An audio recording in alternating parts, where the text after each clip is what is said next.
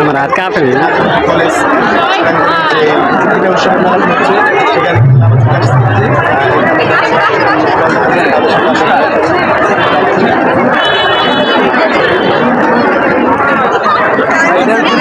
Free পাইলাম, এই stall থেকে ফ্রি দিল।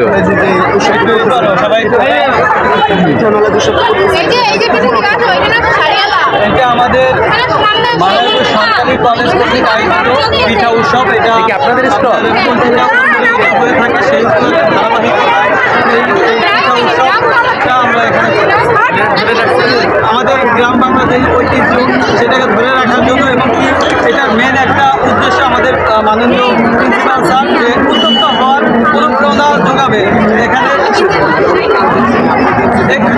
যাতে আমরা মানে নতুনত্ব কোনো কিছু নিয়ে নতুনভাবে আমরা লেখাপড়ার পাশাপাশি উদ্যোক্তা হতে পারি, বিভিন্ন আমরা ব্যবসায়ীর সাথে যুক্ত হতে পারি, সেটার ক্ষেত্রে উদ্যোক্তা সৃষ্টি করার প্রয়াসে নির্দেশে আমাদের এই কলেজ কর্তৃপক্ষ এই আপনার পিঠা উৎসবের ব্যবস্থা করেছে। এজন্য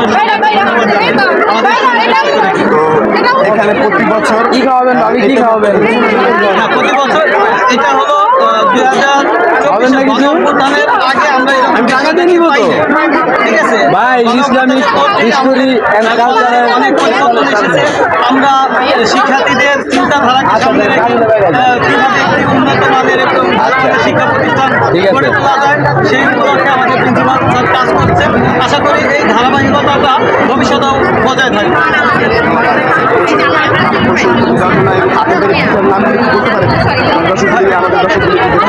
আমাদের এটা হলো ইসলামী ইতিহাস ডিপার্টমেন্ট। এখানে আমাদের ইসলামী ইতিহাসের শিক্ষার্থীরা বিপুল পরিমাণে আপনার পিঠা এনেছে এবং কি এখানে আমরা প্রায় আজকে 15,000 ক্লাস সেল করছি।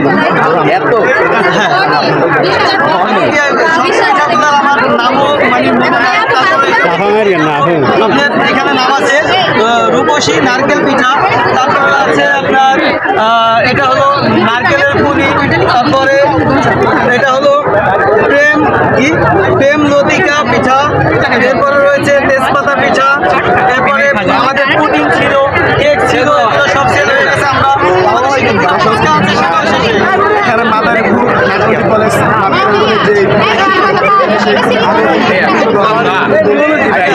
পিঠা দেখলাম, আমার ভালো লাগলো। আমরা সামনে গিয়ে দেখি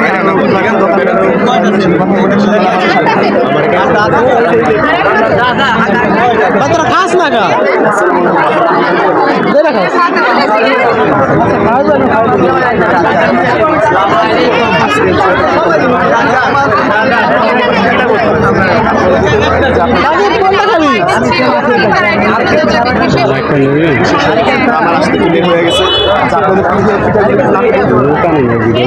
এটা কি লইল?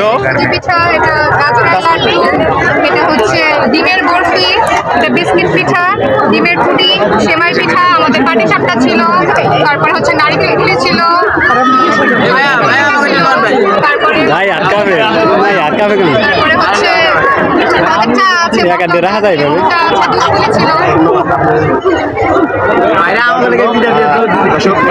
আগামীকালও কিন্তু আগামীকাল শেষ অনুষ্ঠান, মানে আপনারা যারা আজকে আমার ভিডিওটি দেখতেছেন বা দেখবেন অবশ্যই সকলে আগামীকাল এখানে আসার জন্য